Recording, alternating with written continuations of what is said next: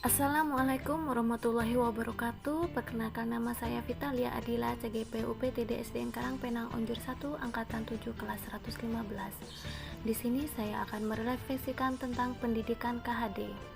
Saya akan merefleksikan tentang pendidikan KHD yang berhubungan dengan daerah saya, yaitu Sampang, Madura. Sebelum itu, marilah kita perkenalkan biografi Ki Hajar Dewantara.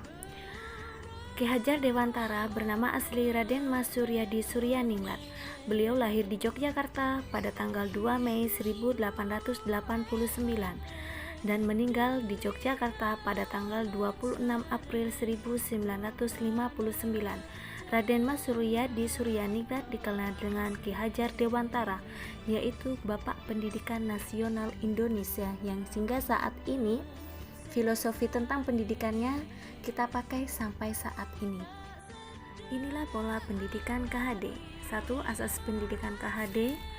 2. Dasar-dasar pendidikan yang menuntun. 3. Kodrat alam dan kodrat zaman. 4. Budi pekerti. Di sini KHD mengibaratkan pendidik diibaratkan sebagai petani. Menurut KHD, pendidik diibaratkan petani, di mana tumbuh subur tidaknya tanaman yang berasal dari bibit unggul atau tidaknya tergantung pada bagaimana cara petani menanam dan merawatnya. Sama halnya dengan kita sebagai guru, bisa tidaknya seorang siswa tergantung pada diri kita bagaimana cara kita mendidik anak-anak didik kita, sehingga anak didik kita menjadi anak yang hebat dari skill akademik maupun skill non-akademik. Persamaan filosofi KHD di daerah saya, Madura Sampang. Pemikiran KHD yang berkaitan dengan daerah saya adalah, di sini kami mengibaratkan telur sepetarangan tak padeh, yang artinya satu induk akan beda-beda bentuk telurnya. Ada yang bulat, ada yang lonjong, ada yang besar, dan ada yang kecil. Sama dengan kita tidak bisa menyamakan anak didik kita dengan yang satu dan yang lainnya, karena mereka memiliki karakter dan pemikiran yang berbeda-beda. Jadi sebagai guru, kita mampu menyatukan perbedaan itu agar anak didik kita bisa tumbuh menjadi anak hebat sesuai kemampuan mereka masing-masing.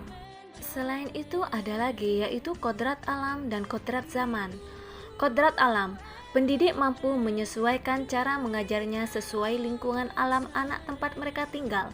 Jadi di sini seorang guru harus dituntut lebih cerdas lagi dalam memberikan media belajar sesuai alam tempat mereka tinggal. Setelah itu kodrat zaman di mana pendidik harus lebih kreatif dan aktif dalam materi sesuai dengan zamannya.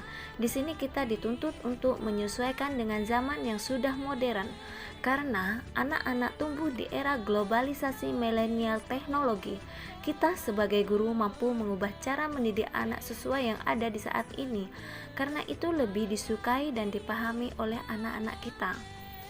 Kata orang Madura mengatakan, alam lambe tak ning papade so alam setia, yang artinya zaman dulu tidak bisa kita samakan dengan zaman sekarang, tetapi kita tetap berpatokan pada zaman sebelumnya untuk dijadikan pedoman ke masa depan kepada kita dan anak didik kita. Setelah kodrat alam dan kodrat zaman, mari kita berpindah pada budi pekerti. Selain materi dan pendidikan, kita juga sebagai guru mampu mengajarkan budi pekerti yang baik untuk anak didik kita, agar anak kita tumbuh dengan akhlak yang baik, sopan dan santun, sehingga anak-anak selain pintar di materi juga memiliki akhlakul karimah yang baik. Dan tak lupa juga harus ada peran orang tua untuk membantu memberikan pendidikan akhlak yang baik untuk anak-anak kita. Nah, seperti petuah Madura mengatakan, Bapak Bebu Guru Ratoh. Artinya, jika kita ingin hidup kita berkah, barokah dan bahagia, kita harus patuh kepada ayah, ibu, guru, dan raja atau pemimpin kita, atau juga sering kita sebut dengan atasan kita. Maka jika kita sudah, menurut orang Madura, kalau kita sudah Bapak Bebu Guru Ratoh, insya Allah hidup kita akan bahagia. Nah, Bapak Ibu guru CGP Angkatan 7.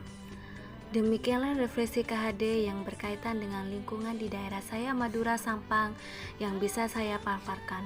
Kurang lebihnya mohon maaf, wabillahi taufik wal hidayah. Wassalamualaikum warahmatullahi wabarakatuh. Terima kasih dan sampai jumpa di tugas selanjutnya.